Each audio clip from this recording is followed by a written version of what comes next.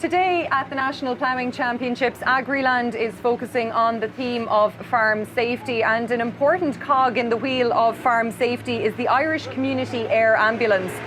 And I'm delighted to be joined by the Chief Executive of the Irish Community Air Ambulance, that's Micheál Sheridan. Good morning. Micheál, I suppose firstly tell us about this service, I believe set up in 2019. Why did you think that a service like this was needed?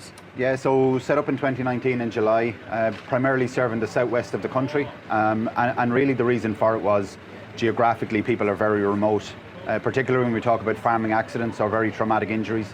Cork University Hospital is where people need to go, and if you're on the peninsulas in Kerry or you're in County Clare on the coast and you have a farming accident, which can often be very traumatic, then the key really is getting somebody to the best hospital, not the nearest hospital, and obviously an air ambulance helicopter is able to do that. Yeah, and we hear a lot about ambulance response times, and obviously the ambulance service do their level best to get to people, but clearly speed is of the essence, and a helicopter can do that much faster.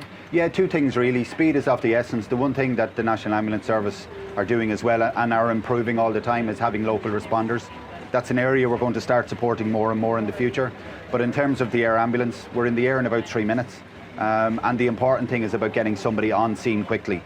The work that happens on scene is actually the most important piece. Getting somebody to hospital actually is the secondary piece. It's about stabilising somebody, preparing them for transfer to hospital. That can often be the difference between somebody, between life and death, or somebody having a lifelong disability or making a full recovery. And obviously we're at the National Ploughing Championships, and as I mentioned, we're focusing on farm safety today on Agriland. In terms of your role in farm accidents, and can you tell us a little bit about your work maybe in the last year? Yeah, so if we look at our figures for the last year we were tasked over 500 times, 512 times, and of those, about 16% of those were farm related.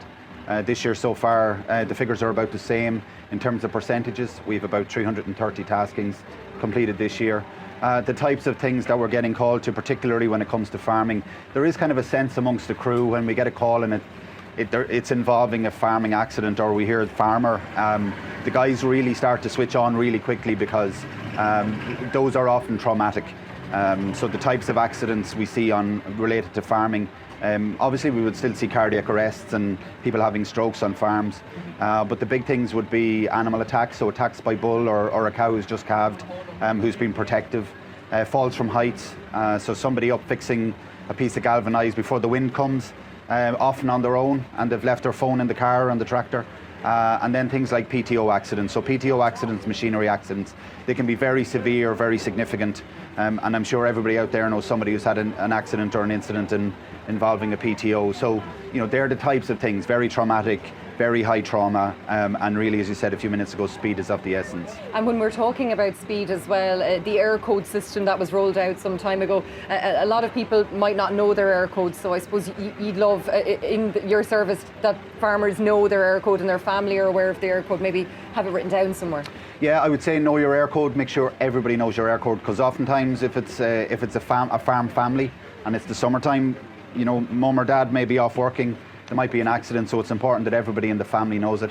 I think the important thing too as well when it comes to farming accidents, oftentimes, you know, for a head cold or for somebody who's not feeling great, maybe call to your local GP, but if you've had a farming accident, if somebody's in difficulty, the first thing you do is you ring 999, because oftentimes people making decisions about ringing somebody locally rather than ringing the National Ambulance Service, you know, that can cause problems in terms of the speed at which somebody might get responded to. So we would say know your air code, as you say, and make sure everybody knows that you ring 999. And the important thing is about then the caller being very clear with the National Ambulance Service about what has happened and what kind of injuries that the person has sustained. And finally, Micheál, all of this costs money, and we can see here at the National Ploughing Championships you were involved in a major fundraising drive. Can you tell us a little bit about that? Yeah, so obviously the air ambulance itself costs about about 160,000 euro a month to fund. So over $1.5 million a year. The other thing actually as well that we're trying to do is this month we've just launched here at the Ploughing, we've launched an initiative to try to raise 100,000 euro. We actually have around the country, we have critical care doctors responding as well as volunteers. Places like Donegal, Mayo, Dublin, soon to be Wicklow, Kildare. These are people who work in hospitals by day in the emergency departments. And what we want to do is we want to upgrade and improve the service they can deliver.